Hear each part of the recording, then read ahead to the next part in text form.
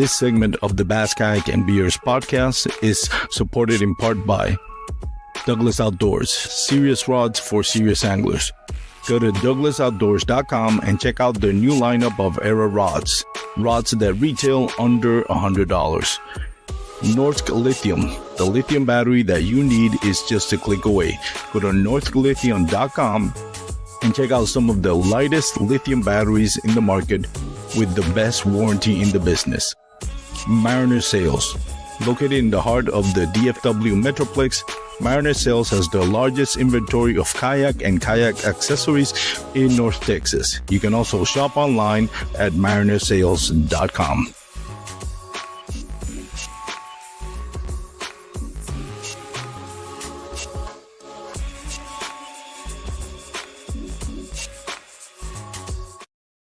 What's up, everyone? Welcome once again to the Bass Kayak and Beers podcast. As always, it's your boy Armando. New episode for the new year. It's going to be in the real life. We're going to be talking about the beginner's guide. I got a good friend of mine, Dan Morelli. He actually was just on, Tuesday on the Wendell Fishing live show talking about big bass behavior. So if you haven't listened to that episode, go check it out. This one's going to be a little bit different. Like I mentioned, the title is going to be a beginner's guide. Dan kind of like started fishing around the same time I started. His growth into the tournament has a bit of a learning curve. Is a little bit, I guess, what's the positive to it? Shortened, I guess. So he's find success in a shorter time that you would expect for somebody that has never even done fishing before. And so I kind of want to bring him on I want to bring him on the podcast because I have that in common with him. Like I don't come from a family of bass fishermen. Some of the great anglers that we have in our sport, one of their advantages is like second, third generation bass fishermen. Even if it wasn't competitive, it was, it's in their blood. But me coming from Puerto Rico, didn't have bass over there at that time. Now they do. Now they do have bass fishing clubs over there. So to me, my learning curve has been very wide. Like I've struggled to kind of shorten that curve and find constant success in catching bass. So I thought it would be great to have him on the podcast and share what he has done to kind of shorten that curve and be successful at it in a way that most people will take a little bit longer to actually win a check or actually win a Bass Nation tournament in such a short amount of time. But so that's what's going to be the episode about. I hope you guys enjoy it. Like I mentioned, this is the first live show of the season. Dan Perry is back. For those that have followed my podcast over the last 3 seasons, we used to have 2 shows running a week. One was the Advanced Kayak Angler, hosted by Dan Perry, and at some point last year, Kurt Smith took over. Dan had to take a sabbatical from kind of like bass fishing and the social media stuff and the podcast. Kurt did it for a little bit, but he also had to back out of doing the podcast. But now Dan Perry is back, so he's going to do bi-weekly, so he won't get burnt out. So every other week, you're going to have an episode of the Advanced Kayak Angler, which centers around, kind of like what this episode is about, kind of like learning how to bass fish, techniques, seasons, spawning, pre-spawn, all that good stuff. And then we're still going to have the live show, which is the one you're listening to or watching right now, which is going to be every Thursday night live, as long as we can make it happen. So without further ado, let's bring our guest in for today. It's going to be Mr. Dan Morelli. Dan, how you doing? Dan, I hear an echo. Here you go. Can you hear me? I don't think Dan can hear me. Dan, can you hear me? Does anybody? I can't hear you. You can't hear me? I wonder what happened. We were working. We did a whole sound check, and it wasn't. I got no sound here. All right, Dan. I'm gonna text you, but yeah, I can hear you. I'm gonna remove it. Well, you can't hear me, so for those out there watching, I'm gonna remove him and have him log back in, and I'll text him. Kick from studio. All right. Kick guest. Let's see if he comes back in. All right, that was unfortunate. I wonder what happened there. Well, we'll go to the comment sections. I got Jay from Bearded That Fishing. What's up, brother? Jay, how you doing, man? I hope everything's doing well. I can hear you both. Okay, so Dan can't hear me. Can you hear me Mr. now? Dan, yeah, I can hear you. Can you hear All me? right, I can hear you now. I All got right, cool. to. For some I need reason, to you get. couldn't hear me. I could hear you, and our guest could hear you. Oh, okay. So Well, yeah, it worked. Kicking me it out, bringing me worked. back in, worked out. It worked out. It's funny because we did the whole like get into the podcast early, so studio, so we can do a sound check, and as soon I as we know. hit record, everything goes out the window. But how you doing, Dan? I'm good, Armando. How you doing? I appreciate you having me on here, man. Well, thank you for coming to the podcast. Great show, Yeah, by the way, the one you did with Daryl Window I appreciate that. on Tuesday. Great live show. Yeah, yeah. I think it was Tuesday. I appreciate that. I've been a big fan. Like most fishermen on their way to the ramp, I love listening to podcasts, and this is one of my top ones, obviously. Wendell as well. So it's an honor to be on here. I love talking with you. Window does an amazing job on his live show and his podcast. Yep. If you haven't listened to Dan on Window podcast, go check it out. I'm sure it's on every major podcast streaming platform, if not Yep. Facebook. All right, so Dan, first of all, before we get into the meat and potatoes of the conversation, tell us a little bit about you and how you got into kayak bass fishing. Yeah. Well, like most people, always loved fishing. It's just something that has just always been a passion of mine. But kind of like you were talking before I came in, unlike most people, I'm kind of the first self-taught fisherman in my family. There's not many outdoorsmen in my family. They were always super supportive. I remember my dad bringing me to the bait shop and driving me down to the lakes and just kind of letting me fish. He would throw a pole in every once in a while, but it was mainly me that would just up and down the bank for hours. So I was kind of the first self-taught everything. I had to wait for those Bassmaster magazines and Field and Stream magazines to come in the mail every week to learn new tips. There was no YouTube. Yeah. But I grew up in upstate New York. I kind of start there. I'm in Florida now, but I grew up in upstate New York in a town called Rochester. That's right on Lake Ontario, if anybody's familiar with that region. It's also very close to the Finger Lakes, which I'm sure bass fishermen, you all know that. It's kind of like a heaven up there for bass fishing, but it's also very cold. So, like 6 months out of that year, you're not fishing. So I always grew up fishing. I would ride my bike down to Lake Ontario, and when it comes to a Great Lake, you know what comes off a Great Lakes: small ponds, tributaries, and rivers that are great. So I grew up catching smallmouth in there. That's kind of where I found my love for bass fishing, was fishing those and riding my bike down there as a kid. And then graduated high school in 2010 and met my wife, got married, and had kids around 2014. I would say from probably 2014 to 2016, I didn't really touch a fishing pole. I was kind of that young guy, have young kids, young family, so was super concentrated on that. Around 2016, though, I got back into it, started going to some ponds again, and it only took a couple bites to light that fire in me again. And that's when I said, I'm gonna go to Walmart, grab a kayak, and that's when I got one of my first kayaks, and it was a Lifetime kayak actually. And that's when the first time I kind of got in a kayak and cut my teeth in a kayak. Loved it immediately.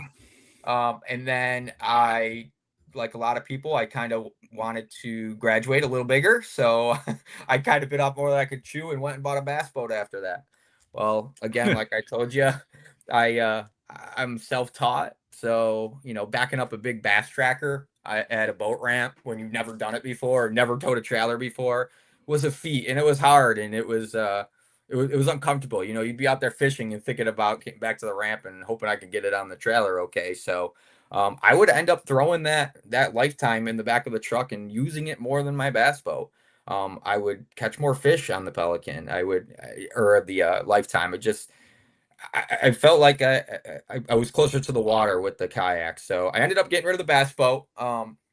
And I ended up investing in a Pelican kayak, a little bit of a step up from the Lifetime. And that's probably what you guys will see on my page. It was around 2018 I started my Instagram page, actually. And I started my Instagram page Fishing with Morelli because I didn't want to spam my personal page with fishing photos. So I kind of started that. And I didn't realize the community in the kayak community, all these people that I just learned, I got to meet, you included. I mean, it was great. It was awesome. I learned so many things. And I learned about tournament trails and things like that. And eventually I moved on from my Pelican to a feel free with a motor. I had a motor guide in the front. And then I kind of really wanted to, I really always had my eyes on old towns, and I really wanted to get into pedal drive. And that's what I'm in now. I'm in a PDL 120 Old Town. Absolutely love it. I don't see myself going anywhere else. And that's kind of where I am now in my kayak journey. Now I'm in the Old Town. Um, I did all those things like messing up and dropping my catchboard off, flipping in the Pelican, and all those things you had to do when you begin kayak Yeah. learning. Pay your dues. Yeah, exactly. You got to kind of get that out of the way. And now I feel like I'm ready to go in this Old Town, and it's brought me success so far. So that's the journey. That's how we're here. And I wouldn't take a bass boat full of unlimited gas. I love my kayak, and I love being on the kayak. So Yeah, no, kayak fishing is something special, I guess. yeah, Bass boat is fishing from the bank, everything. As long as you're out on the water fishing, listen, yeah, it's whatever you can get yourself out there to go fishing, do it. If it's on a bass boat, great. If it's on the bank, great. If it's on an urban creek, great. If it's on a lake with a kayak or river, pond, whatever it is, just get yourself out there with nature. It's crazy when you mention, I'm thinking about my my journey into kayak bass fishing is so similar to yours. Like my dad wanted to fish, he would be supportive, but uh-huh, he didn't know what he was doing. Neither were I. I yeah, was I was literally like digging for night crawlers out of the mhm. bank and then just chucking bait out there. Sometimes I didn't even have a rod. I would just have line wrapped up Line into a wrapped soda around. can. So Yeah, once once I moved to Texas and I heard about how Texas is kind of like the largemouth mecca for United States, probably the world, then I was like, I need to get into bass fishing. I started oh fishing yeah, creek sides next to a highway. I just posted a video. One of the first bass that I ever caught was underneath an overpass of a major highway 121 in Euless, Texas. And I just posted a wow. video of that. I went back to my roots on New Year's Day with a good buddy of mine. It's like, I haven't fished this creek in years. This is where I caught my first bass. I So think I saw that video. Yeah, I love it, that's man. cool. I didn't know that backstory. That's really neat. It's Okay. really cool. I enjoy it. Like I said, whether it's on a kayak, a bank, or a creek, doesn't matter as long as you're having fun. But Exactly. going Yep. going back to your journey, so self being self-taught is a little bit easier now with generations, Mhm. because you and I don't know how old you are, but I'm in my 50s. There was no YouTube back then. Like the Yeah. concept of using YouTube to learn something didn't occur to me till kind of around the same time you did, late 2010s. That's when Yeah. somebody told me, "Oh, Exactly. just YouTube Same. it." I'm like, "Really? Mhm. I didn't know you can do that. I just thought YouTube was just to doom scroll stuff like that." Yep. So, Exactly. and the learning curve has really shortened with technology. But I wanted to talk about that and kind of bring that to our listeners. What have you done that's helped you kind of like made that learning curve just a little bit shorter? You just won your first Bass Nation Florida tournament, which is a big deal. And a Bass Mhm. Nation usually brings out the best of the best on each state. Florida is known for having hammers up there, Okeechobee, Lake Kissimmee, and all that. So if you've found success on your very first Bass Nation tournament or big tournament, is that correct? Yeah. Yep. Yep. It was first tournament. I signed up like 3 days before actually, and I've been wanting to do it for a while, but I finally decided to jump in and go all in this season. So and then I think that helped me in the tournament too, going all in mentally and everything, and knowing I'm not just here to have, not going to say not have fun, having fun, but I'm not just here to never come back out again. This is what I want to do now. So definitely helps.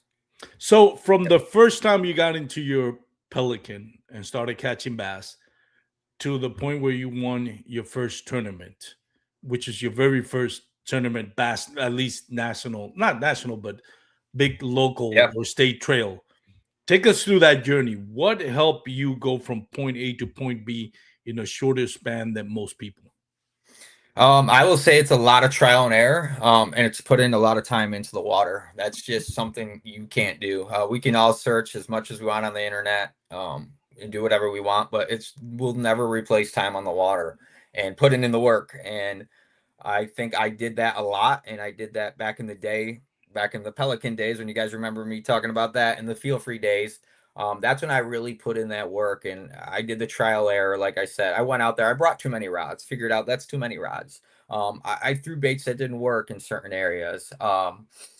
Things like that, kind of, along the way, I would eliminate things and kind of make my life easier.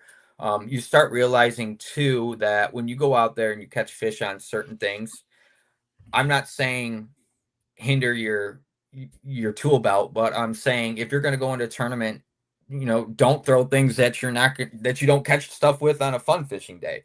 You know what I mean? Those are the type of things. If you catch stuff only on a wacky rig and you're going to enter a tournament, why would you not throw what's going to have the most high percentage to get you on the board and get you to win that? That's one thing I learned. You kind of watch all these YouTubers and everybody fishing, and especially when you're not in the tournament scene and you kind of want to, keep up with the Joneses, you kind of got to reel it back in and realize that, it's going to take trial and error. You need to keep things simple. And whatever gets you your results, it could be whatever way you fish. Everybody fishes differently. That's my biggest tip. Figure out the way you fish, and when you go to a new location, figure out how to make that location cater to the way you fish. And I really believe that can help you. You know what I mean? I also think you got to go through the progressions of equipment too, the technical side of everything. That's the mental side, but the technical side of everything, you need to figure out what's going to work for you on your kayak. What kayak is best for you. Do you like pedal drive? Do you like a motor? Do you like to paddle? You're crazy if you do, but but that's the type of things you need to figure out. What's going to cater to your fishing the best, and to maximize your success if you want to join a tournament trail or you just want to do a tournament. So yeah. That's an interesting point. One of the things that I want to go back to, of all the things you talked, I wanted to dissect something that you and I were talking about that we both experienced, and that to me it was like the chatterbait, right? Like Yep. once first time I threw a chatterbait and saw how great it worked. I remember it was down in the Brazos River. It wasn't the first time I threw a chatterbait, but that was the day that I was wrecking him on the chatterbait. And for a span of more than 2 years, it seemed like that was all I would throw. And I had Mm-hmm. a lot of great days. It was hard to put it down. But looking back at it, I feel like there was a wasted time that I could have learned other things. Like, all right, I kind of, once I kind of figure it out, how does the chatterbait is working, then as much as I love it, you have to, if you're looking to improve as an angler, you have to put it down. Like they came Yeah. a point where I was like, I'm not even taking chatterbaits with me, because if they're there on my kayak, You're I gonna have a throw 'em? couple of jackhammers. That's all I'm gonna throw. So Yeah. there were times where I just like, I'm gonna leave this baits at home just so I Yep. be forced to throw something else. Did you went through some stuff like that? Yeah, definitely. And I think we were kind of talking before this. My big thing is, and kind of like the goat kind of pertains to what you just said, is fishing memory instead of actual conditions. That was Hmm. my big problem. I'd go to a lake one time in April and I would catch a mess of bass on, top water. But when I go back, in November, I keep trying to throw the same thing. It's not going to work. So you can't fish off memory. You got to fish off conditions. You got to check out the pressure of the water, weather, wind, fish pressure. Those are all things that you need to take into account. Every new body of water you hit, and that's one thing I don't think I did enough. You know what I mean? I would just kind of go out there. I would pre-rig all my poles the night before with the things that I wanted to throw. You know what I mean? Hmm. Instead of the things that I feel would work at that location, during that season and during that weather pattern at that time. So that is a big tip for me too, of something that staggered my growth is, you don't get used to catching them on the same thing that you're out there that you catch them on all the time. Seasons change, weather changes. These fish are going to move. They're bass. They move. We know that. They're spawn, pre-spawn. They're moving in. They're moving out. So you need to figure out what they're doing, and you need to change what you're doing to catch the fish. I always like to let them tell me what they want. That's my big thing with people in patterning. I think somebody just asked me a question the other day. Do you like to pattern them? Yes, I like to pattern them. I like them to tell me exactly what they want. And sometimes it might be, I want to throw a chatterbait like you. I want to throw a chatterbait so bad. I want to catch them on a chatterbait or a whopper popper, but that's not what they're biting at the moment. So we need to cater to what they're asking us for right now. So, and I will tell you another thing like that is it keeps us away from fishing uncomfortable situations. Like a good Just about to example touch is, on that. Yeah. Go ahead. yeah, good example is I came from New York and I moved to Florida, and I'm used to fishing for smallmouth out in open water on rock piles and stuff like that. If there's a stump in the water, we're catching fish off of it. Let me tell you something about Florida, and Texas is the same thing. Everything looks good here. Everything you go by looks Mhm. good. I mean, everything. It's so that's one thing too, is don't get used to fishing one type of thing. I was very intimidated by thick vegetation. That's my example. I didn't want to learn how to flip and pitch. I was so used to my New York style fishing. I could catch them on the open water. I could catch them on the bank. I did not want to go near the muck. I did not want to go near the swamp. And then, I would see the guys out here on Instagram and who are winning these blue trophies over here for Bass Nation, and they're flipping and they're pitching and they're getting uncomfortable out there. And I'm sure they don't want to go flip and pitch, but they're doing it because that's where the bass are. And Mhm. like I said, let them tell you what they want. And yeah, that's my big tip. Don't avoid something because you want to move past it and you think you can catch fish another way. Um, take That's a that good time to point. learn it. And I know it sounds cliche. They use this in a lot in in sports as a metaphor. It's like you have to get comfortable with being uncomfortable. And Yep. again, I know it sounds cliche, but it really is. Like you have to, if you want to grow as an angler, you just have to, you know, I one thing that I struggle with skipping. Like I could not Okay. skip for the life of me. And it, backlashes, and it was frustrating. It was very frustrating. But at the same time, I knew there was tournament. The first check that I ever cashed was in Lake Fork with on it was hot summer day, and it was like if you're gonna catch fish, they're gonna be underdogs. Yep. And if you want to catch them, you gotta learn how to you're gonna have to learn how to skip underdogs. And I Yep. spend a lot of time like pre-fishing, just kind of like practicing. And I would get hung up, I would get backlashes, I would lose bait. But eventually it paid off. I got second place in that tournament, second to Mark Prendergraph, who's a hammer, Lake Fork, Yeah. which I'm kind of proud of. The last Yeah. two that I caught was actually punching grass on floating grass. I was like, Okay. well, that dock bite has gone away. Now I need to do something different.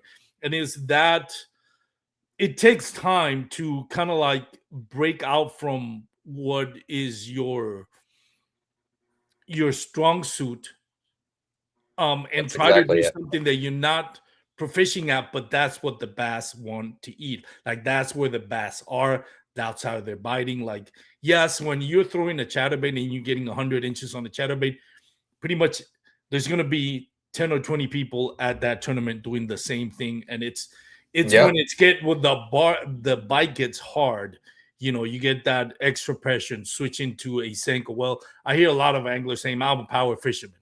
It's like, that's great. Are you willing to risk losing money because Yeah. you were hard-headed and when you wanted to power fish? And again, everybody's different, right? Some people are just gonna stick to their guns and eventually they'll have long-term success with it. But you have to know when and where they're biting. Perfect example of that is Drew Gregory. Like Drew Gregory is gonna stick to his one style of Yep. fishing, but he knows when and where it's gonna work and where he has to be in order at what time and what place he has to be for that bite to pay off. And you Yep. save time from point A to point B, knowing that you have to be here at this time, at this place, based on what the weather pattern is expected and the bass behavior. That takes time.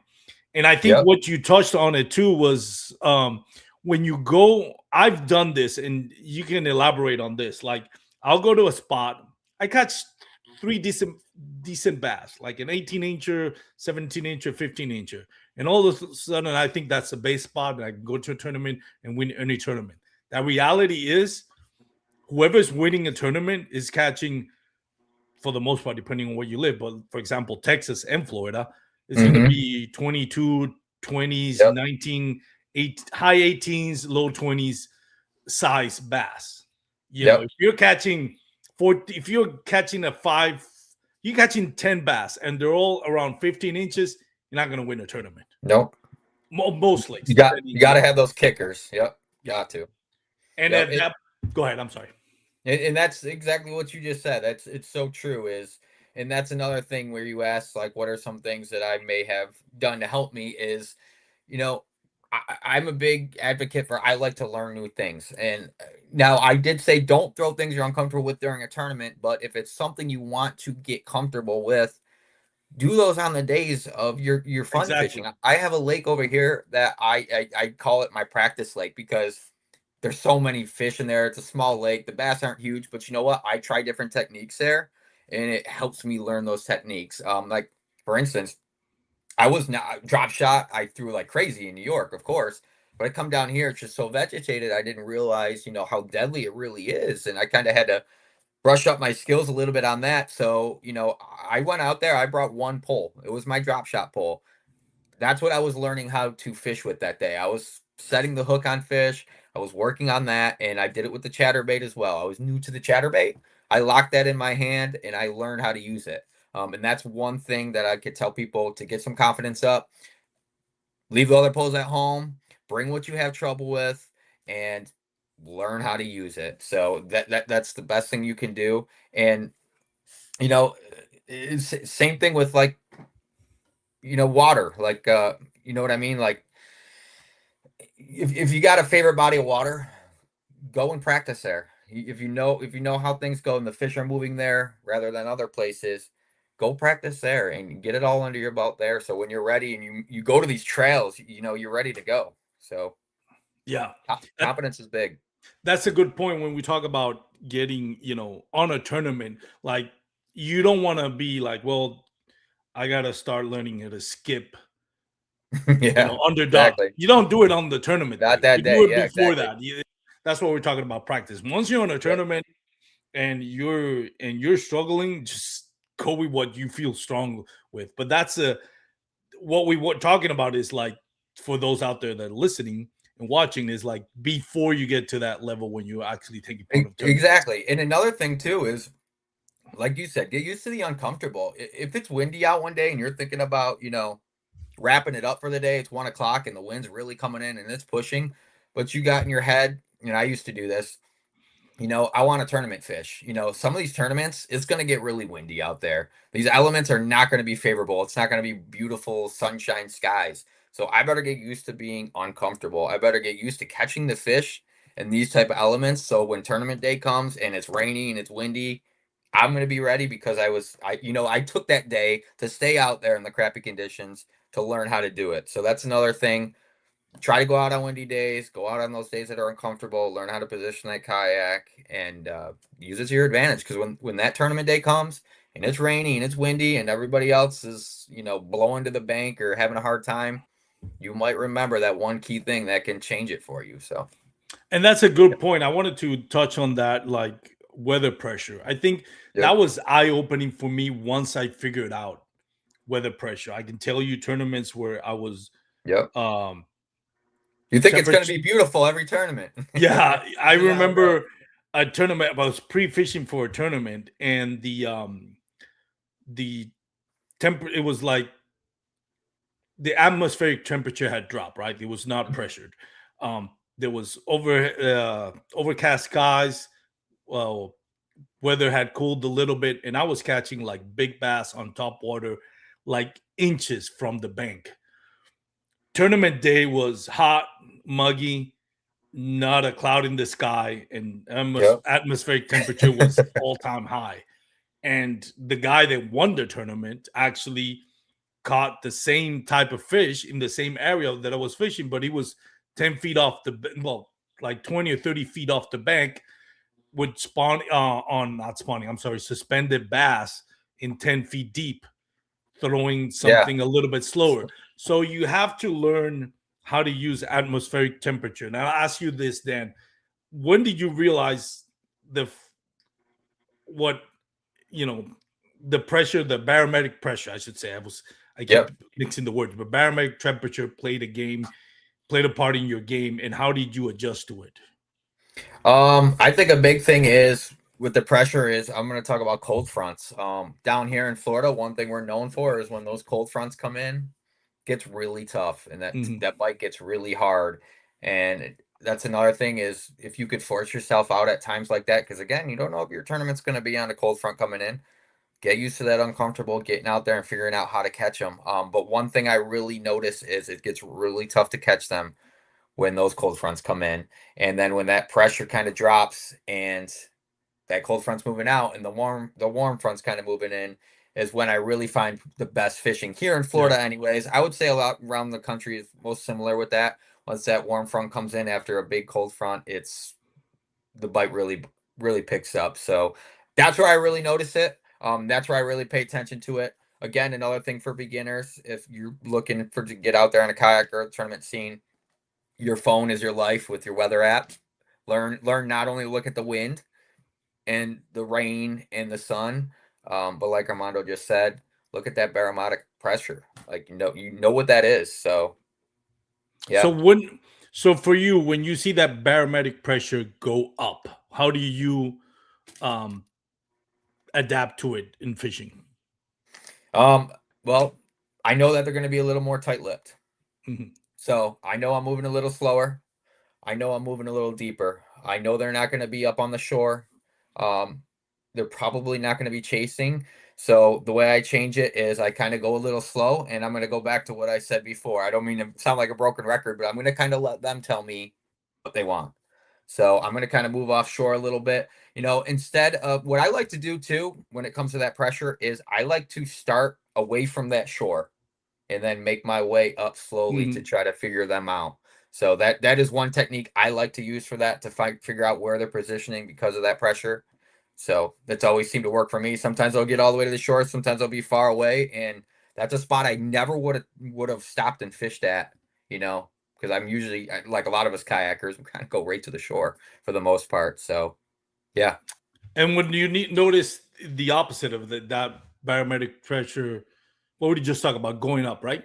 yeah. This one's going down. So the opposite of that, do you do anything different? Um, I don't do too much different. Again, I'm kind of letting the fish tell me what to do. Um, yeah, I kind of just letting the fish tell me what to do. I really won't change anything crazy. I'm not changing my game plan the day before or anything like that. I'm going out there and I'm gonna figure out their attitude when I get out there, regardless of the pressure. So there's been days where they're not supposed to be moving, and we have the best fishing days of our life. I'm Yeah. sure, Armando, you've had the same thing happen. Yeah. So it's kind of like the moon phases thing. It's like, does it? I know it works. I know it has an effect, but do we need to base our entire game plan and fishing day on it? No. I think you need to get out there, and there's one way to find out. So put the nose to the grindstone and figure them out. Yeah. So Especially on big lakes, like the north yeah, side of the lake may be affected completely different by the south side of the lake. It all that's depends. Like we're exactly it. talking about a smaller lake, then it might be more consistent bite throughout the whole lake. You mentioned something about boat positioning. I think that's something that's very underrated. Like people don't talk about how important boat positioning is. And that's something that I've kind of like learned more recently, and I still struggle with boat positioning and not knowing. How do you approach boat positioning? Like what are you looking for? You pretty much fish grassy lakes, right? Yes. So when you see a grass line, how does your boat positioning help you locate bass and land bass? Boat positioning for me is really big, and it's a big reason I like that kayak because I can kind of get right up in there. Again, what I like to do with my boat position is I like to kind of creep up to the shore and start a little bit away from the shore. Try to obviously find any brush piles or humps that I can find. If I do find a hump or a brush pile, I like to position myself good 40 yards off of that, and begin my cast. Obviously, don't pull up to a brush pile and go over it or anything like that. I don't want to disturb them. I want to be as stealthy as possible, and that's when I'll begin my casts. I do find that the bigger bass kind of hang a little bit on the outsides because they Mhm. want to run away immediately to the depths. They want to go to the deepest part of that lake, and they're going to make sure that they have a runway to get there. So I always like to try the edges of the brush piles. As I make my way to shore, I'm a big fan of, I'm not afraid to get my bow. If there's a pad line here with grass, and a lot of times those pads are sometimes in, 6-7 feet of water here. Mhm. So there's still plenty of water to fish in those pads. So I'm not afraid to get my bow tucked right into those pads and look left or right parallel and make my cast that way. That is what I do a lot of the times. If I notice that they're not hitting, 50 yards off the shore, I will put my bow right into the pads, kind of look left or right, and that's where I'll pull my bait from. There's nothing like a rattle trap down a lily pad line, and you pull that thing back down here in Florida, it's getting demolished. I mean, it would be rare if it didn't. So that's kind of how I like to position my boat. Obviously, elephant in the room with boat positioning, wind. Obviously, we know where that wind's going to come. We want to, if we're trying to hit a target, we want to position ourselves in a kayak. I mean, if you got spot lock, awesome. If you got, the anchor lock, awesome. I don't though. So so what I like to do is kind of position myself to, hey, I know I want to hit this spot right here. I know I want to hit this brush pile right here. So I'm going to start fishing 50 yards from there to kind of make sure I'm knowing where that wind's moving. I'm knowing where that water's moving, that it's going to not only push me in my kayak, but it's going to push my bait, just like their prey would, just like their bait would, their real bait. So I can mimic that. So boat position is everything. Really, really comes down to wind too. Really pay attention to that wind. And if you want to get on some windy points, I really suggest, kind of position yourself a little bit off of that. I like to cast into the wind and bring it back towards me in the wind. I feel like I get more bites that way. Some people feel different. They feel like casting in the wind and coming back towards it might be their way. That's the way I've always found it. It worked. And again, if that doesn't work, guess what we're going to do? We're going to just go try it the other way to figure out which way they're biting. That's a good point. When you're talking about structure, I think boat positioning is key. I think a lot of times something that I've learned is if I would see like a brush pile or standing timber or something, my first thought is like there's going to be a big bass right in the thick of it. So right in the heart of it. Yeah, I will throw directly into the heart of it. Yeah. And yes, sometimes I would catch a bass, but what I've learned from this is a lot of times those brush piles will hold 5 or 6 fish. Yeah. And if it's holding 5 or 6 fish and you only come out with one of them, you failed. Like ideally, you need to come out with like 30% of the fish that are there. Like if there's 10 fish there, you have to come out with at least 3 fish out of it, probably more. If there's 5 fish, you got to come out with 2 or 3 out of them. And the best way to approach it is like if you see a brush pile, like you mentioned, start from further out to in. Like I would throw like a swim bait and just kind of like run it like 5 feet from it. So if there are bass kind of like around that area, they're gonna come out and pounce on it. And if that doesn't work before I move in, then I'll start throwing like a jig or something slower, kind of in the same area that I threw that swim bait to see if they're there. They just don't want something. They're just more like lackadaisical and are willing to get to a slower moving bait than a fast moving bait. And And then that's when I start moving more towards the inside. And the reason for that is if let's say it's exactly what you thought, there's a big bass right there and you cast into it and in the think of it, there's 1 out of 3 things is going to happen. A, you're going to catch it. Perfect. But that means every single bass that was in that area just swam away with all the thrashing and all the swimming and all the splashing. They're just going to get scared. They're going to move away. And you only came out with that 1 fish. While there were other 3 or 4s, if you would have worked yourself from outside in, that you maybe could have gotten. That's exactly it. The other thing is you don't come out with anything. Or the third thing, which is the worst part, if you're throwing right in the thick of it of a brush pile, you get hung up. That's it. Because now you got to retrieve your bait, and there's no way you can throw anything back in there because you scared away all the fish. So it's better to move from the outside towards in. and get it from different angles. Like I would position myself where I'm like parallel to the to that brush pile. So I'm First gonna pile, throw it across its face. yep. Swim bait's not working, then something like a jig across his face. That's not working, then I'm gonna move right in front of it. I'm gonna be face to face with it, little further back, and then I'm gonna throw to the right of it. Yep. I'm gonna work it, same thing. Swim baits, nothing. Swim baits, slow moving bait, a jig, a senko, nothing. Then I'm gonna work the left side of it, or Yep. vice versa, depending if you're left-handed, right-handed. And if after trying all that, if nothing else comes out, then I'm gonna try to skip or flip or whatever do to get to the heart of it, because now I've, like you mentioned when we started talking, now I've canceled water. There's nothing around it, nothing Yep. that it's interested to hit it. Just so might as well just throw it in there since nothing else is biting outside. I think that's the biggest thing about boat positioning, and you can apply that to brush piles, grass lines, rock piles, Yeah. docks, anything, any structure. Yep. Man-made or natural. And that's why the kayak is just so great, and we're at such an advantage when it comes to boat positioning than bass boats. I mean, these bass boats run down shores, most of them. They run down the shore and they hit a brush pile from this.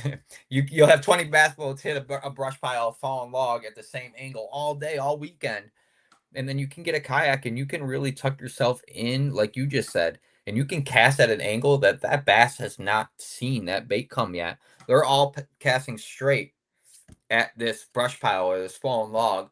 Well, we can get up parallel to this brush pile. We can cast across it, bring it right across her face. They've never seen that before. Ooh, that looks a little more real than everything else we've been seeing. So that's the big advantage of the kayak and in boat positioning. So that's why I love it. Yeah, I remember Lake Whitney. Man, that was about 5 years ago. I still have my Is that in Texas? the Outback. Yeah, Lake Whitney, Okay. Texas. The water clarity on Lake Whitney is like in a good day, it's like 10, 20 feet deep. And I see this Okay. little brush piles. And if you look into the brush piles, you can see a lot of like bluegill or sunfish, bait fish, just kind of like inside the brush pile, like protected. And then I see a shadow just 5 feet from it. It was this huge, I mean, one of the biggest bass that I've ever seen. And he was stalking them, like he was right outside waiting for any of those sunfish to move out and pounce on them. And that's what I learned. It's like so much time I spend throwing inside the brush pile, not knowing that those bass were outside of it. Yeah, exactly. And actually, I made that mistake. I threw in a swim bait at the brush pile. What happens is when I threw it at the brush pile, all those sunfish spread out. And guess what the bass did? It went after them. They ate them. Yeah. Because they had their, if a bass sees a real sunfish and he sees your swim bait, guess which one he's gonna go after? He's gonna go after the real thing, because that's exactly what he's trying to eat. So it's one of those things that little by little you start picking up puzzles and putting it together. Now, I wanted to talk about what is, for somebody that's new to getting into kayak bass fishing, what would you recommend they start with? What gears should they start with? What should they be looking for to kind of help them build confidence? I personally, I think that they need to find, for when it comes to gear, a kayak is great and everything, but they need to find a couple rods that they're super confident in, and reels. Ones that they can go out and catch fish with, because if you go spend all the money, and I know there's some people out there that they'll go spend all the money on a new fancy kayak, all these new fancy things, and then they don't catch anything. And guess what? It's on Facebook Marketplace next week. Yep, so I was about to say that. Yeah, make sure get yourself a couple good rods, get yourself a couple good reels, and get out on that Pelican kayak, because I believe that sometimes everybody does need to start like that to figure out if it's something you like. Is this something you're going to be passionate about? Is it going to be a hobby? Or do you want to, like you said, as long as you're getting outside, if you want to go on a bass boat, that's fine. But figure out, what do you want to do? So that's kind of what I would tell them. So yeah, I don't know. I think one thing is expectations, right? I have so many friends that tell me, "Hey, you take me fishing. I'm going to take you, but You have to be patient. Like you more than likely, unless you want to start throwing live bait, live minnows, you're not gonna catch anything. Now, when I bring my friends' kids that they want me to take them out fishing, and the parents are like, "Hey, can you take the kids?" I'm like, "Sure, I'll take them," but then I'll use live minnows because I want them to have fun, right? Yeah. So it's for everybody's different, right? Like if you have kids and you want to teach them, yeah, go for night crawlers, go for buy night crawlers at your local bait shop or gasoline station that's right across the lake, live minnows, all that. Make it something simple because make it fun. But if you're like, as an adult, you're getting into this, be aware that this is gonna suck for the first. If you've never done, like myself, if you've never done bass fishing before, like this is gonna suck. And it's either you have to learn how to embrace it, how to enjoy the time on the water without catching fish, and just be mentally involved in the decision making. Like, not just throw whatever somebody says to throw it, but just like work on what you're seeing and what you're sensing, and kind of work on your instincts. Like, what am I looking at? I think one of the best things that I've learned is like simplifying it. Like, I remember the first time I went onto my kayak, my buddy had a bait caster. He's like, "Oh, that's really cool. Can I try it?" Obviously, you can guess what happened the first time. Bird's nest. Yeah, and a huge bird's nest. So then I started buying spinning reels, and I was like, yes, I want to learn to catch a bait cast. I want to learn how to fish with a bait caster because it seems a lot more efficient. But I still need to catch a fish first. Like, let me start with a spinning reel and a spinning combo, throw a weightless Senko, and beat the bank, and then start working on your confidence. And I think that's key for anybody that's out there.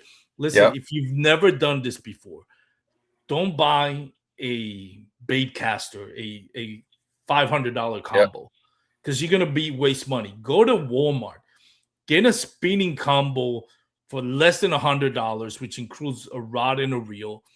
Throw a weightless Senko somewhere in a pond, or if you're gonna be in your kayak, and build confidence, because it's a lot likelier that first of all you're gonna be able to master a spinning reel a lot quicker than a bait caster. Mm-hmm. Then start catching, learn how to set a hook first. And then start building blocks. And I think we want to transition into this, and I'll let you take over. But what have been some of the mistakes that you've done that kind of like frustrated you and felt like it staggered your growth? One big thing that I think staggered my growth was you got to kind of grow with the hobby. So like I kind of said about, I think everybody should start with a Pelican, see if they like it, get a couple, like you just said, affordable rods, make sure you like it. And from there, let the learning process help you grow. So from there, I kind of said, okay, I'm ready for a bait caster. I was the same as you, did not want a bait caster. I'm from New York, all spinning rods. So coming down here, I had to do it. I had to get a bait caster. So, but I didn't do it until I kind of had to. So I felt like, I need to do that to fish the type of way I want to fish. So that's when I went and spent that money. And same with like a better kayak. I had the Pelican, but it wasn't until, hey, I want to get serious about kayak tournament fishing. I want to get, serious about catching fish. I want a reliable kayak. I knew it was time to upgrade. Another big thing is I was always holding off on, I love Yak Attack, but I was always looking around at everybody and like, man, they got Yak Attack this and that. I'm over here with like my small little plastic tackle box still behind me. You don't realize. Your milk crate. my milk crate, seriously, still got it in my garage. I was fine with that, but you know what? Then I have those days where the milk crate didn't work out. It's not working. Then you realize, hey, this Yak Attack crate is awesome. So, I grew into needing that. You know what I mean? I didn't just go buy it because I saw everybody with it and I had to have the top of line. I did it because I found myself actually needing this product. And that's one big thing with kayak fishing is don't go buy everything at first. Wait till you need it. Wait till you find yourself, hey, I need this to make the next step in my journey. And that's when you go and you make that purchase. So shout out to Wyatt Hammonds, who's on the comments section, says, "What up, Armando? Come on to Kissimmee. I really need to go, man. I don't know if I'll go to the tournament, but I really need to go there. By the way, great job, Wyatt, with Wendell and our guest for the day, Daniel Morelli. Wyatt was, Yeah, I guess, the co-host for that Wendell it live was. show. Did a great Yep. job. All three of I you gotta did watch. good I gotta information. watch out for him next month out at the Bassmasters. Everybody So. has. Like, he put everybody on notice on 2025. Yeah. 2 national championships. Ooh, buddy. Yeah. So, but come on down. Join us for the Kissimmee. It would be great. Donate money to Wyatt. There you go. Yeah. See, I'm doing it anyway. So come on. All right. So one of the things that I've learned, and I've talked to this on the podcast a lot, other than throwing the same bait that I had success, it's also going to the same spot that I catch fish, thinking that I was always going to catch fish in the same spot, and it doesn't always work that way. Especially when you go to a tournament, you have to have different spot, and you have to learn how to catch them on each spot and what bait works. I think also one of the things that, and I don't regret doing it, because sometimes I feel like you do have to take a step back before you can take 2 steps forward. And I'll give you an example. When I started with my kayak, I got pretty efficient at catching fish on my Ascent 12T. And then I decided I wanted to get a fish finder. I got a Ray Marine, a 7-inch screen. They're pretty good. Ray Marines is not a popular brand. It's more like a saltwater brand, but it's actually a pretty good fish finder. But then I found myself just watching this monitor and abandoning the instincts or the sixth sense that I've developed of watching, the weather, watching patterns, watching fish fly above, watching this fish from the shore, just targeting minnows and currents and all that helped me become better angler, because now I'm investing in this $300-$400 piece of technology. Now that's one of the things where if you want to grow, you eventually have to like take time to learn how to use a fish finder for facing zone. If you decide you want to go that route, for those that are watching and listening. So that's a way that you could be catching fish, and it is a little bit of a learning curve. Do you have anything examples like that, whether it's applying it to fish finder, anything that you felt like I invested in this and came out that it wasn't what you wanted, came out that you're wasting money, it didn't really help you grow as a fisherman? Yeah. First of all, I completely agree with you. I'm not big on the electronics. Actually, if you guys check out my page, I don't even run a fish finder, and I'm afraid to jump into that whole thing. I got a buddy who's actually going to be helping me set one up finally on my kayak, and I'm kind of keep telling him, I'm like, man, I feel like I'm going to catch less fish now because I'm going to be worrying about this thing. So totally feel your pain, Armando. When I jump into that, I'm sure I'm going to be dealing with a lot of the same things, but at the end of the day, it's a learning curve, and once you learn, I think it'll be worth it. But I have to say, for me, was too many specific technique rods too early. I will say that. One. Yeah, that was for me. I felt like I had, again, trying to keep up with the Joneses of social media. I felt like I had to have a jerkbait rod, a swim bait rod, a flipping and pitching rod, a frogging rod. And, with that comes a lot of things you don't end up using, a lot of wasting money, and a lot of discouragement. And that can hurt you mentally when it comes to fishing. But that is definitely something I think I jumped into a little too quick. And instead of, again, let myself, hey, I'm ready to learn a frog rod or a flipping and pitching rod, so let me buy it now, instead of forcing myself to do it when I wasn't ready. So, and I would end up on my deck of my kayak with 8 rods with all different types of setups. I don't know where to start. So, and I know a lot of us feel that way sometimes.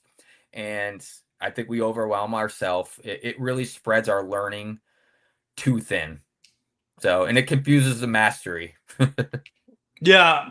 I've always thought, like, I carry a lot of rods with me, but now that I've done it for a few years, you understand a little bit. It's more of I don't want to start having to retie all the time. Like I'll have 2 or 3 rods with kind of the same bait in case I get snagged or lose it. Then I can just grab the other one in case I get a bird nest, which I don't care how long you've been using a bait caster, you're going to get a bird's nest every now and then. So I'll just put it down and grab the other rod. But I think you really only need one rod, to be honest. But if you want to apply it to a tournament, yeah, you can have like, I think 3 rods. To me, it's always medium action or medium moderate action spinning rod for like weightless Senkos and wacky rigs and stuff like that. An all-around rod, 7.2 medium heavy for your tip, so you can use pretty much everything, jigs and all that, and maybe a heavy rod. So if you want to use like top water and stuff like that, that's basically it. I mean, the rest is just so you don't have to keep retying. If you have those 3 rods, you're good. And I would argue like you only need 1 rod, really. But if you want to fish and have success long term in a tournament, and you need to adapt, then you kind of need at least 3 rods. Exactly. And you know what? It's different if you're a tournament fisherman. You already got tied on what you know is going to work for you. What's part of your game plan that day? You know, this is more for a beginner thing where, you know, you get your kayak and you're getting into kayak fishing, and then you see all these people with, you know, all these rods for all these different bait specific things, where it's in reality, you don't need that. Like you just said, you can use those type of rods and throw it on there, learn how to use it on there before you go spending time and wasting money. So if I could tell people, that would be my one thing to kind of save some time and money on, big time. I think one of the things that I lost my train of thought for a second there, but one of the things that I enjoy with learning with new techniques and all that is actually learning what rods and reels, like, you know, gear ratio and action and power. It can be such a complicated rabbit hole for somebody. I'm still learning that hasn't. I couldn't. It took me like a year to understand the difference between power and action. Like medium, heavy. What does that have to do with moderate, fast, moderate? And the main thing is to just keep it simple. Like you said, get your 7.2 medium or medium heavy rod and just go from there, build from there. I think also one of the things is like we get caught up with shiny objects, right? We see this new bait. I would do this all the time when I was learning. It's like, oh, this new bait came out and I see this. My favorite content creator is throwing this swim bait. And I would spend $20, $30 on that specific bait, and they didn't work because I wasn't throwing it where I need to be throwing, or pretty much sometimes the bait just sucks. It's not a good bait. So I think a lot of times you just have to go with, you know, your good old fashioned Texas rig, Senko, or sometimes the old school baits. One thing that I've learned with Michael Cates, which is, I would argue he's the best kayak angler in Texas. When I get to share the water with him, I'm not too proud to glance at whatever he has tied on. And he would have tied on baits that nobody else has tied on. That's his MO. Like, I'm going to throw something nobody else is throwing. Like, he would have some old school baits. Like, I didn't even know they still made those baits. But that's, I mean, you can't argue with his success. Like, the guy every year seems like he's winning AOI on 1 or 2 tournaments out here in Texas. So that's another thing. I think you'd be surprised at some of the hammers on some of these trails of how simple of baits they're really actually using. It's actually quite surprising, and it was something I learned quick, where I was like, oh, okay, so they're only throwing a gold, you know, rattle trap. Okay, well, I thought they were throwing some comprehensive bait that, you know, I wasn't ready to throw, but realistically, it's all doable. So we talked about the pre-recording about a specific technique that you felt like it's first of all, it's expensive. And I think people don't understand. You might get some big bass, but they're not going to be a lot of them. And you experienced this, I experienced this. So let's talk about it. What's been that bait that you wish, like, man, I wasted a lot of money, a lot of time trying to learn this, and it's not paying off? For me, it's that big swim baits. I love them. They're pretty. They're beautiful. I got a dozen of them hanging in my garage right now, and I try to tie them on. But I just personally, going back to the beginning of this conversation, fish how you're comfortable, how you find success. It just doesn't work for me. I've tied them on. Like I told you about, you know, some of my techniques. I've tied it on, and it's been the only pole I brought out there, And I said, I'm catching a swim bait fish today, and it's a long day of catching no fish. So those are one of those baits where I like them, I love them, but I like them better hanging up in my garage and looking at them. They're one of those things too where you could get real caught up in keeping up with the Joneses because they get really expensive really quickly, and you watch all these flashy people, catching some big and they are. I'm not trying to take anything away from them. They really are. There are some hammers that use those things, but for me in the lakes that I fish, it's tough. In Florida, I might get my head bit off for this, but by the Uncle Larry Outdoor guys because they're catching swim baits like crazy. But it's super vegetated here. There's a lot of grass in this water, so throwing a big swim bait is not easy to do without coming up with a clump of grass on there. So that's been my experience. Yeah, no, it's true, and it takes time to work up to that level. I'm not saying it doesn't work. I'm just saying it's not as easy to catch a lot of fish with a big swim bait. And the other thing is, like, depending what size swim bait you're using, you're gonna need a different rod. Sometimes not really a different reel, but you're probably convenient. But you're gonna need a bigger rod, a longer rod that you may not have in your arsenal. So it's not just the bait; it's the equipment that goes with it. And I think people don't understand. It's almost impossible unless you get really lucky with a pocket of time and place where everything comes together and they're biting on it. But it's very, very hard to get a 5 back limit on just big swim baits. Not saying it hasn't happened, but you really have to be at the right place at the right time. And that just doesn't happen by luck. It's like this anglers that won tournaments with big swim baits, it's typically because they already been through the trials and error and they've kind of gone through it. But for those, remember what the title of the episode is for those that are watching and listening. It's a beginner's guide. So that's kind of like the last boss at that's exactly a Mike Tyson knockout. It's like you have to work yourself to that. And I think we go back to when you're learning to bass fish, you need to start from the basic. Learn how to set a hook first. You got to learn how to crawl before you learn how to walk. And we haven't touched on this, but first of all, learn how to use a kayak. Learn the safety aspects of it. How if you fall out of your kayak, how you're gonna get in. Keep it simple. Start going out with one rod, one reel, just a few baits. Start catching them, start throwing a weightless Senko, start throwing something that is easy for you to cast. It's easy. Go to spots where like you're beating the bank with, I don't want to say 90%, but the high percentage areas where bass are going to be like 5 or 10 feet from the shore. Yeah. They may not be the biggest bass, but you're working on get a couple of good hook sets in, learn how to hook set, do a hook set, and then start moving your way up. Another thing that I would recommend is like line selection. It's like, don't start, like I've graduated, I feel, and I say this humbly, to a point where I can start throwing leader lines and stuff like that.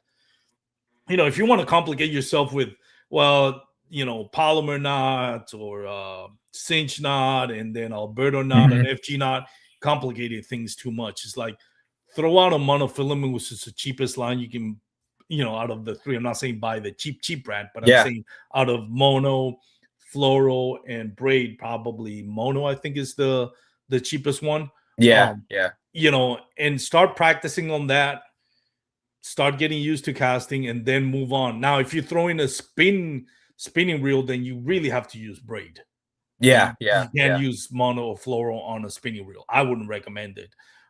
Start with braid and then just go straight braid. I think too much emphasis goes on into a lot of people go like, well, you need to, if you're going to go braid, you need a floor leader so the fish won't see it. The fish get line shy. That is overrated. That may happen every once in a while on clear water. Like if you got like 20, 30 feet of visibility, but not even then have I ever noticed bass getting shy because of the line. My PB came on straight braid. Exactly. So 7 pounds, almost 24 inches. straight braid, and I just started using leader probably like a year or two ago, and there's times I put it on straight braid and they still bite it. I personally think it's a mental thing in my head.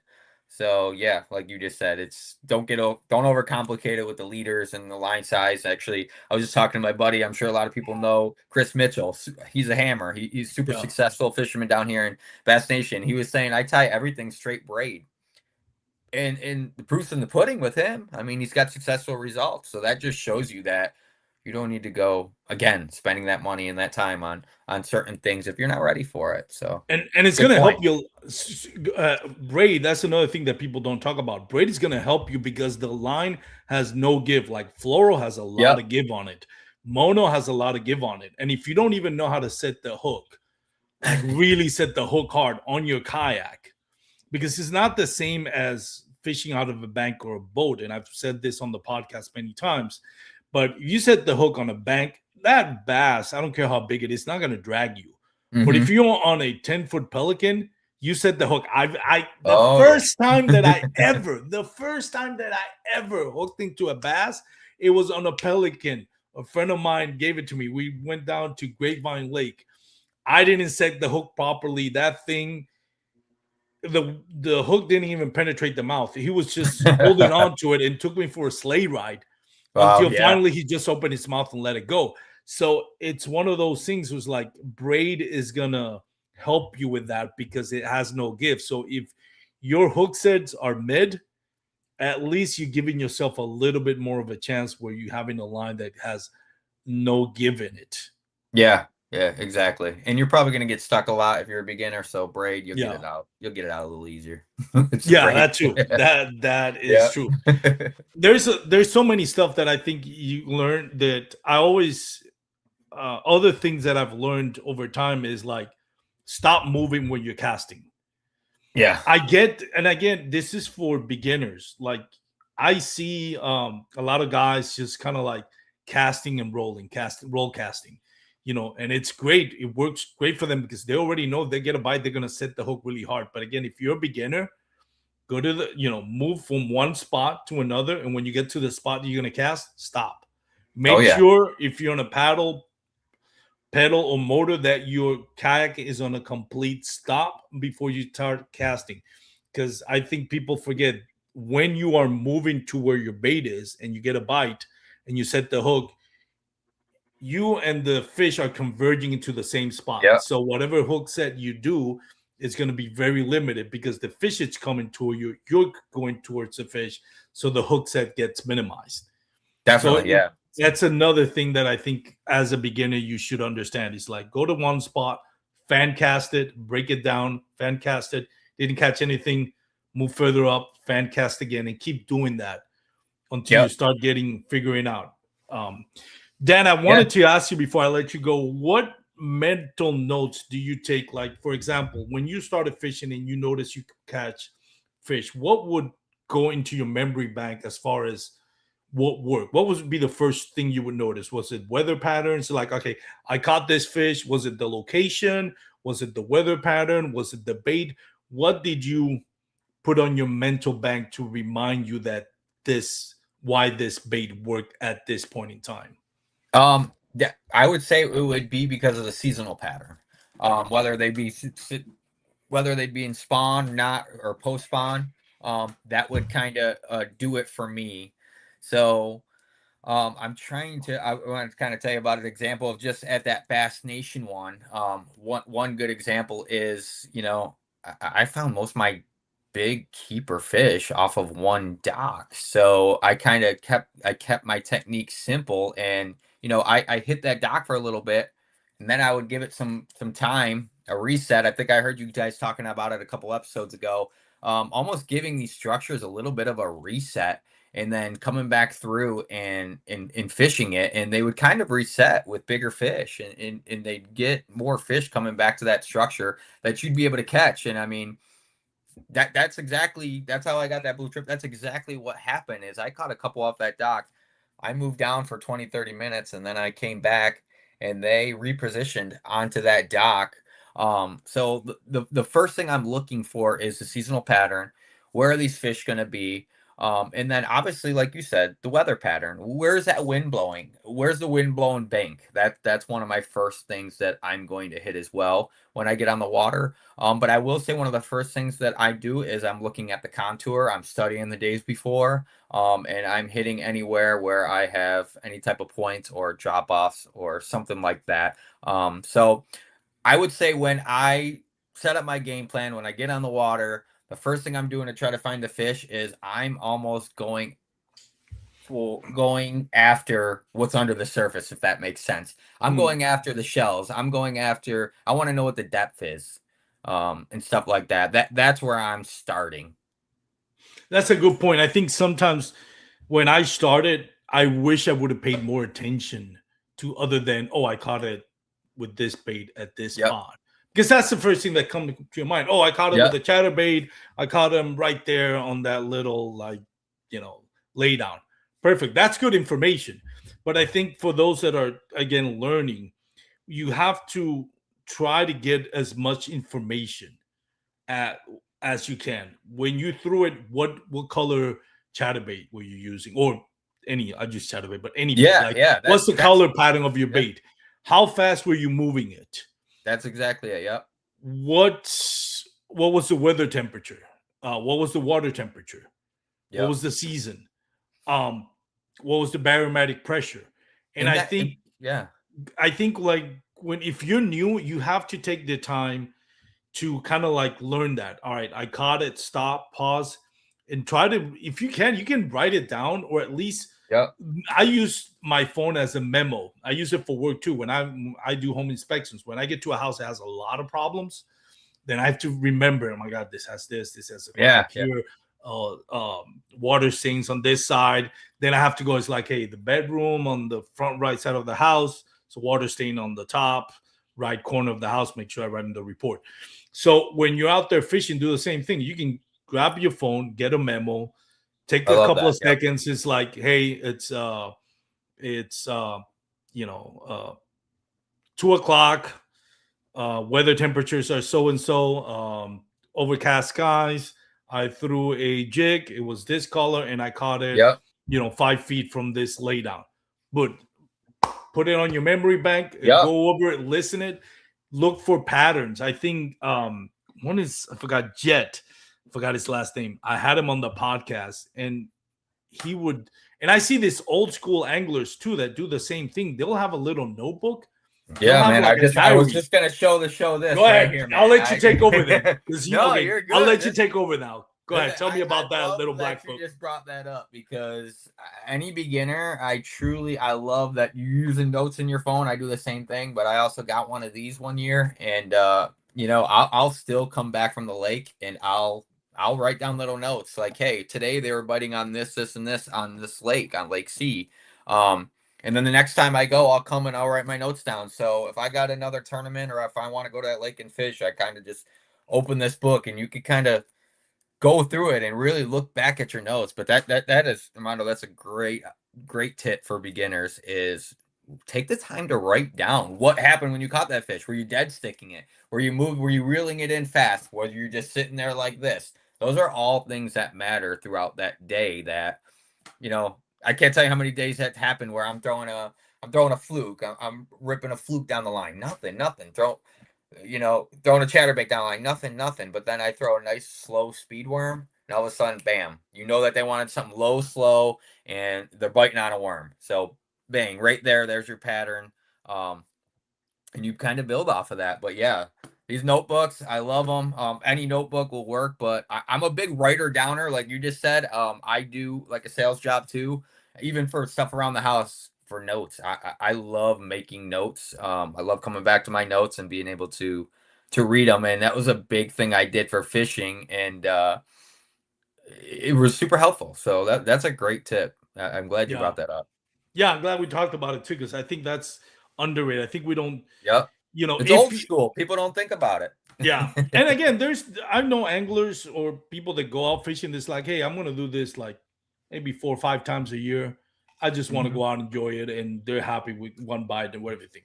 And to each his own. I'm not saying there's nothing wrong with that. There's anglers, I've said it on the podcast many times, there's anglers that I know that go to the same lake over and over and over again, and they come out with the best day ever. Yep. Because they know that lake and they're happy with it. They don't have as much time as maybe you and I have to do this. So whatever little time they have out of their busy schedule, they just want to catch fish. They know where to catch them, how to catch them. I'm just going doing this because this is my reset, my emotional reset, my psychological reset. I don't need to complicate my life. So understand what you want to get out of this. If you want this to be like you and I, Dan, and a lot of people, and again, there's nothing wrong if you just want to have good day out on the water and not complicate it. But if you are one of those like us that is like, all right, this is a puzzle to a larger picture, and I want to embrace that grind of like, okay, how do I figure this out, and what do I have to do, and what am I not looking at, and complicate your life emotionally and mentally to have success long term. That's something that you have to do. It's like, it sounds stupid and crazy for something that's not going to give you any money in return unless you win in tournaments or doing great at social media. But other than that, it's just like, this is an investment that is, the return on it is just your satisfaction of growing. Your success. And I used to be big into golfing, and I live on a golf course, and I live in Florida, so everybody golfs. So I still enjoy it. My dad's a big golfer. But I like to honestly, and I try to tell my dad, I compare fishing to golfing a lot. It's you're not going out to the golf course. You're not going to break. You don't win at golf. You're not going to go break 90 if you never play and you never go to the driving range. Well, guess what? If you don't fish, you're not going to sit in a plastic. I mean, it might happen to the luckiest person, but you're not going to get in that kayak and go win a tournament. You're not going to go and catch the biggest bass. It takes time. Like I said at the beginning of this, you got to put your time in on the golf course, at the driving range, if you want to get a better score. If you want to catch bigger fish, you need to put your time in on the water, and you need to go through those trial and errors to do that. And same with, we're just talking about this notebook right here. This is a big thing in golf too. Hey, you take out your 4-iron and see how your 4-iron hits. A lot of golfers will write, if you watch pro golf, they write it down in a little notebook of how it hit. Same thing for your fishing poles. Figure out what worked for you and when, and take notes. Learn how to use your tools that are going to help your game. Your game is fishing, just like your golf clubs will help your game of golf. So I think it's a good comparison, especially for like a lot of the people that I know. A lot of us like golfing who also like to fish. So can't expect to go out and just be the best at it. I always think that when I go golfing, I'm like, oh, heck yeah. And then I shank it into the house over there. So I go through a whole box of balls. So I like golfing. I just don't have the time or the money to stress myself. Like I've said, I'm not that smart. I can't do golf and fishing. I can't do both. I gotta.